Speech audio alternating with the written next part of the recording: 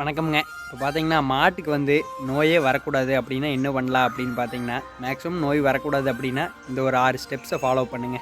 1 மாட வந்து நம்ம டெய்லி கழுவ முடியலனாலும்ங்க, வாரத்துக்கு ஒருக்கா நாளு கழுவிட்டோம்னா நல்லதுங்க. 2வது பார்த்தீங்கன்னா, பால் கறக்கும்போது பால் வந்து மடியில விடாம சுத்தமா பால் கறந்துறணும்ங்க. 3வது பார்த்தீங்கன்னா, கட்டித்தரை வந்து காங்கிரீட் கட்டித்தரையா இருந்ததுன்னு வைங்களேன், சுத்தமா கழுவிறணும்ங்க டெய்லியுமே. அதே மண்ணு கட்டித்தரையா இருந்ததுன்னா, இந்த புருடு சாணி இல்லாம சுத்தமா கூட்டி வலிச்சிரணும்ங்க.